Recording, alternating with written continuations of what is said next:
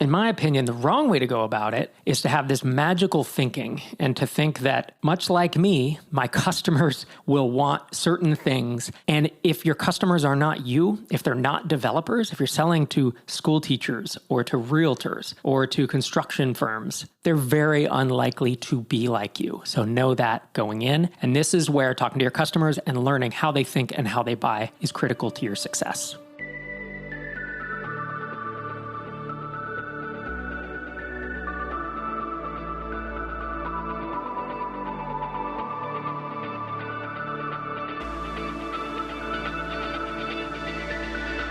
Welcome back to another episode of Startups for the Rest of Us. I'm Rob Walling, and today I'm doing another solo adventure. I'm going to talk about the trade-offs of hiring a team of contractors versus hiring full-time folks. I'm going to talk about not raising funding if you want to be a lifestyle business. Talk about the danger of thinking your customers like you, and maybe another topic or two, depending on time.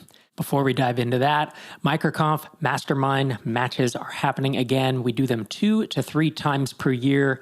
If you want to be matched up with like-minded, bootstrapped, and mostly bootstrapped SaaS founders at about your stage or maybe slightly ahead of you, head to microconf.com/masterminds. This episode goes live on May 9th. And applications close on May 12th. So you will want to head to microconf.com/masterminds if you are interested. We have had amazing success matching hundreds and hundreds. We're pushing 1,000 matches and 150 to 200 million in total ARR across many countries. You've heard me talk about it before. It's one of our most successful offerings. And if sometimes you feel like you're wandering through the desert on your own and you'd like some other folks along for the journey, microconf.com/masterminds.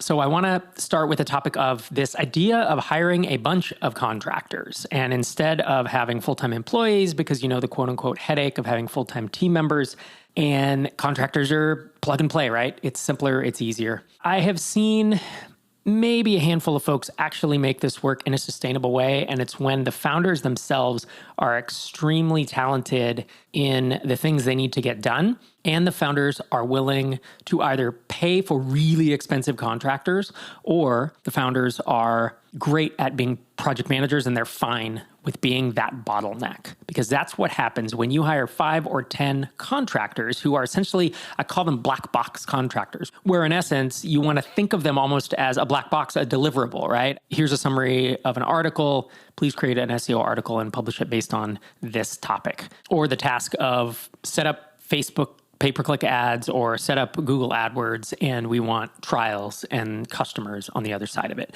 where folks are individual contributors and they have a deep knowledge of a specific thing they are doing. Once you get 5, 10 of those, even if it's like, well, someone's working 5 hours a week and some are working 10 and some are working 20, it sounds like this amazing kind of lifestyle business of everyone just does their thing and it happens. The problem is things sometimes stumble. You lose a contractor, you need to replace them.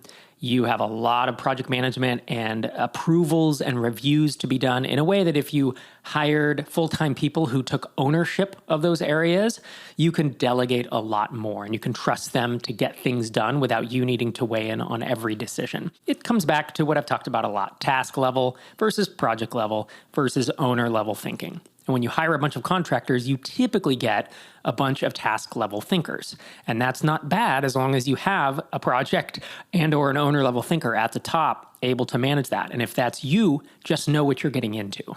I have yet to see a multi-million-dollar, like an ambitious SaaS product that wants to grow quickly, follow this model. I have seen people try it and talk about it on Twitter. And I do know of a couple examples where someone's doing a couple $1 million, but they are not going after fast growth. I'll say it's a mix of that ambitious and lifestyle bootstrapper. But again, those founders are exceptionally gifted in what they're doing. I did this in the past. Before Drip, when I had Hittail, and then when I had the whole portfolio of products, I did have a team of contractors. I had 9 in total. They all reported to me. And that's what I did, was project management and approval. And I really didn't do any individual contributor work. There was a time there where I was working, I was about between 10 and 15 hours a week. I kind of was living the 4-hour work week. It was a pretty amazing time, and I actually think back to it fondly. But what wasn't happening was my businesses weren't growing very fast, And that was okay. They were throwing off a lot of profit. And it was that amazing lifestyle business where I barely had to work on anything. But if I had been ambitious about growing it, I would have been smart to hire full-time folks, which is what ended up happening with Drip, right? Drip started off and it was like, well, I'll hire Derek as a part-time. He was a part-time contractor for like 6-7 months until things started to ramp up. And I was like, no, I need to go all in on this because I want to grow this company in a way that is much more ambitious than this approach of having a bunch of folks who kind of care, kind of don't have ownership, kind of don't have buy-in, who are just, doing tasks can do. I believe I've actually covered this topic on the podcast before, perhaps on a listener Q&A episode, but someone brought this up to me the other day, and I heard someone talking about how they were trying to do it and they were frustrated with the results. And so I wanted to come back and circle back on it, because I think this is something that is worth saying, because it's this siren song. It's like every year or two, someone comes up with this quote unquote new idea to do this. And frankly, we've been doing it for at least 15, maybe 20 years. And it's not that it never works. It's that there are these trade-offs, and it's like know your skill set and know where you want to go, because if you do want to grow fast, this is probably not the path for you. Second topic I want to cover is this danger of thinking that your customers are like you. I was eyeballing some auctions for collectibles, as I am sometimes known to do, and I saw a listing for a Dungeons & Dragons adventure. It was called a Dungeon Master's Kit, I believe, and it was published in 1976. And the seller said this was the first ever adventure written for Dungeons & Dragons. And I thought to myself, that's very odd because it was not published by the creator of Dungeons & Dragons. TSR is the company who created Dungeons & Dragons. I thought to myself, why didn't TSR publish the first adventure? By the way, I'm going to sometimes say module and adventure. They're the same thing. I just interchanged the two words. But TSR had created Dungeons & Dragons, and I know they published a ton of adventures in the 70s and 80s because I used to buy them. So I was puzzled by this. And what happened is TSR had a stance, and most notably, it was the president and CEO and founder, Gary Gygax, who said, no one will want to buy pre-made adventures. All the dungeon masters will want to make their own. And he thought that because that's how he felt, right? He was a creative. He created the game, co-created the game. He wrote a lot of the early adventures, and that was a big part of the stimulation for him, was being able to create the adventures. What he didn't realize is there were people out there, it turns out a lot of people out there, who maybe didn't have the creativity that he had, who maybe didn't have the time that he had. And these days, that's me. I buy adventures at discounts on Humble Bundle. I'll back them on Kickstarter. You don't want to see my Kickstarter history. I'm almost up to 300 projects backed, and a lot of it are these D&D adventures or STL files for 3D printing miniatures. But the thing for me is I don't have the time to come up with something amazing from scratch. And if I can pay $5 or $10 for a PDF that someone spent hundreds of hours thinking through a whole storyline with characters and twists and turns and puzzles and, just the whole deal, it's a no-brainer for me. But back in 1974, 75, obviously Gary Gygax didn't think that was the case. And he was a bit myopic in this. And in fact, so Palace of the Vampire Queen comes out. That's the 1976 module. And then this whole company springs up called Judges Guild that puts out a bunch of adventures before TSR catches wind and realizes, oh, we can't just sell rules to everyone, right? We're going to sell rules to dungeon masters, but the real money in this space is in selling new adventures. And that became a new cash cow for them. Luckily, they had the cachet and the brand name and the distribution and the partnerships that it didn't end the company, right? I mean, it could, if feasibly, if you were a startup and you missed something this big, it could feasibly cause you to go from first to second place in a space and really lose the race, so to speak. The reason I bring this up and turning it back to SaaS and startups is I especially see this with developer founders who think that software should be cheap or software should be free. It should be self-serve, that you shouldn't do cold outbound, that my people don't want to do sales demos, that everyone wants to pay $10 because it only took me a weekend to build this software, or whatever it is. I think the developer mindset, and I had this too, and kind of had to shift my thinking over many years, the longer I was in business, to realize that no, some people do want sales demos. And in fact, once we started implementing sales demos, we either doubled or tripled, I forget the number, but we doubled or tripled our conversion rate on Drip sales demos versus people who were just signing up by themselves.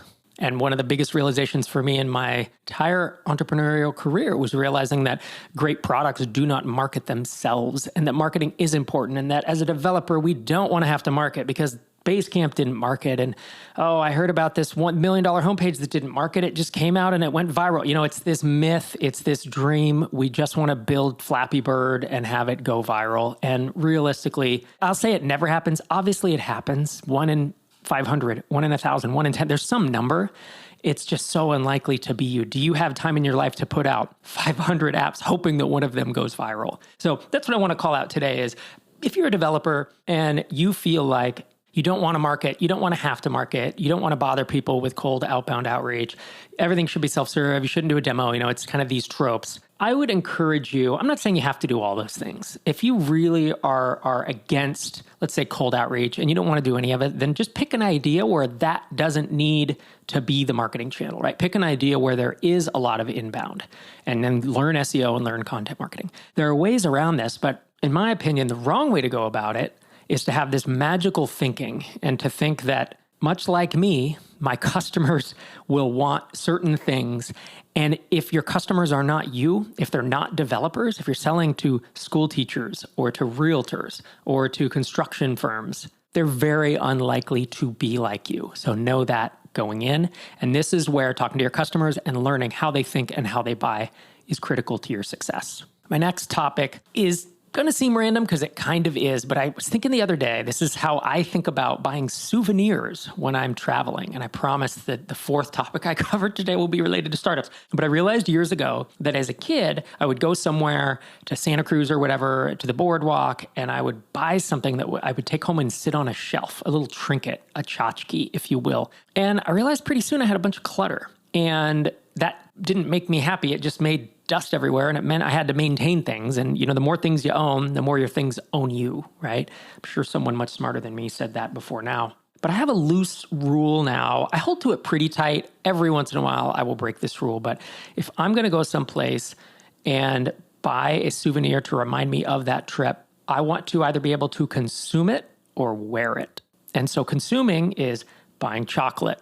When you go to Switzerland, it's buying wine, it's buying whiskey in Scotland, right? It's some type of thing that I can take home and enjoy, but then it essentially moves out of my life once I have shared it with friends and enjoyed that, or wearing it. So I'm big into t-shirts. I have t-shirts with nerdy sayings on them, t-shirts with logos of the companies I run, on and on. And so for me, getting a shirt or a t-shirt, even if it's not a t-shirt, even if it's a collared shirt or just something to wear that reminds me of that, then that's something I know I will put to use. Now, for my wife, Sherry, she might buy jewelry, right? Earrings, necklace. I could see buying a watch, although the only watches I've ever bought while out and about are the fake Rolexes that you get in Europe that last you for like a month or two before they rust out. And you pay like, €8 for them or whatever on a blanket in Pisa. But I think that counts. So is it a hard and fast rule? Do I never buy something that I can't consume or wear? No, but in general, I try to shape my thinking through that because I think for me, it's a healthier way to think about it. And, I have enough clutter on my shelves as I think most of us do. Finding the perfect software engineer for your team can feel like looking for a needle in a haystack, and the process can quickly become overwhelming. But what if you had a partner who could provide you with over 1,000 on-demand, vetted, senior, results-oriented developers who are passionate about helping you succeed? And all that at competitive rates. Meet Lemon.io. They only offer hand-picked developers with 3 or more years of experience and strong, proven portfolios. With Lemon.io, you can have an engineer start working on your project within a week instead of months. Plus, you won't waste your time on candidates who aren't qualified. Lemon.io gives you easy access to global talent without scouring countless job boards, and it's more affordable than hiring local talent. And if anything goes wrong, Lemon.io offers swift replacements, so it's kind of like hiring with a warranty. If you need to grow your engineering team or delegate some work, give Lemon.io a try. Learn more by visiting lemon.io/startups and find your perfect developer or tech team in 48 hours or less. As a bonus for our podcast listeners, get a 15% discount on your first 4 weeks of working with a developer. Stop burning money, hire devs smarter. Visit lemon.io/startups. My fourth topic is about raising funding if you're a bootstrapper. This really wasn't a thing 10 years ago, and I kind of started hearing about it with Customer.io. I believe they actually raised a bit in 2012. And then, of course, with funding like Tiny Seed or, our syndicate, Indie.vc, there are obviously more bootstrapper-friendly funding avenues around. Crowdfunding has also added to this. But here's the danger, and I think here's the pitfall we're starting to see some people fall into. And it's that if you want to be a lifestyle bootstrapper, actually, let me step back and define terms. On this podcast, I talk about the venture track, and then I talk about lifestyle bootstrappers, which is that amazing business just throws off cash. And whether that's 10 grand a month, whether that's 100 grand a month, you don't necessarily want to grow it. You're not super ambitious to be like, I got to grow this thing and I'm going to have a multi-million-dollar exit. It just throws off a bunch of cash and you have exactly the lifestyle that you want. Okay, that's a lifestyle bootstrapper. Then there's the ambitious bootstrappers. And that is, I want to get to 1, 5, 10 million and have this amazing, usually it's a life-changing exit. Maybe you run it for the long term, but frankly, for growing that fast, the enterprise value, the sale price you can get out of a SaaS app is so extravagant. It's so incredible that you would almost be foolish not to take that money, right? It's like, can be a once in a lifetime, literally create generational wealth at that point. So those are my 3 categories. And what I'm saying is, I think we're seeing some folks who really want to be lifestyle bootstrappers, but they are raising funding thinking that it's free money, and that it doesn't come with some type of responsibility.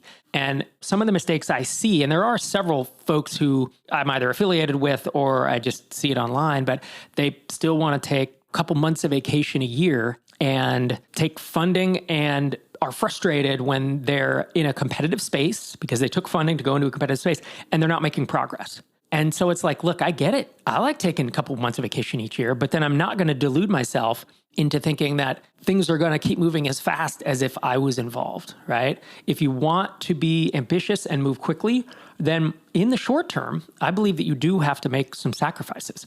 Another person I saw had raised money and wanted to work part-time on the company. And I don't know of a single investor who's willing to back a company where the founder is not willing to go part-time, or the founder wants to work on a myriad of side projects when the main project itself is not succeeding yet. And so I'm not saying any of those things are bad. If you're a lifestyle bootstrapper, don't take money, take months of vacation, work on side projects. I've had times in my life when I'm doing that, and it's amazingly fun. But once you take investment from someone, even really nice investors who are not putting a ton of pressure on you to grow, there is still an implied agreement that you will focus and that you will do your best to grow the company, like that you'll work hard to build yourself an amazing business and to provide an amazing outcome for you and some kind of a return for investors. Since if you think about it, huge amount of risk with writing an angel check. The odds are it's going to go to zero, and they are taking risk with tens of thousands of dollars. So this is my public service announcement for this week of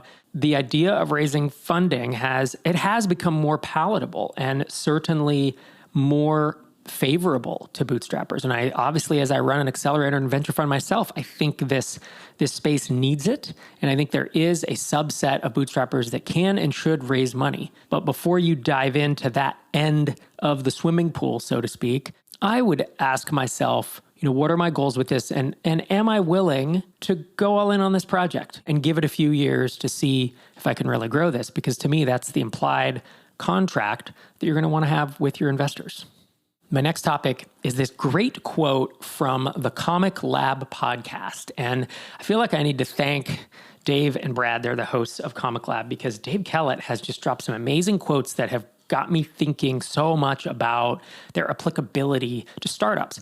And Dave and Brad are cartoonists. They write comic strips, not comic books, but comic strips that they put online, and then they do Kickstarters for the books themselves, and then they have Patreons and such. So they're professional cartoonists who don't appear in newspapers. But the thing that Dave Kellett said, and it was about career progression, he said, you want your career to be a series of ever-increasing and manageably sized mistakes.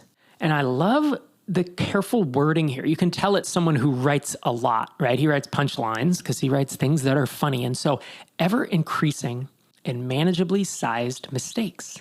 This lines up so well with my career and what it has been. And the amount of risk and the size of the risks that I could take when I was in my 20s, so dramatically different than where I am today. And if I was still having to take those same small risks, I think I would be pretty bored. And I think that would be a career that had not progressed very far. And then I can imagine that there are folks out there who maybe took some risks, had some rewards, but they didn't increase the size of the risk they were taking. And so maybe they're continuing to make mistakes, but they're not getting larger. And so therefore the gains don't get larger. When I put a chunk of money into crypto back in 2016, I viewed it as an angel investment. It was going to go to zero or it was going to 100x. And I couldn't have made that bet in good conscience. It was a chunk of money that would have been foolish for me to risk even 12 months earlier. But we had sold Drip. But I realized that this was a manageably sized mistake that I could manage now with this newfound wealth, right? But it was also a lot larger than something I could have done 6 to 12 months prior.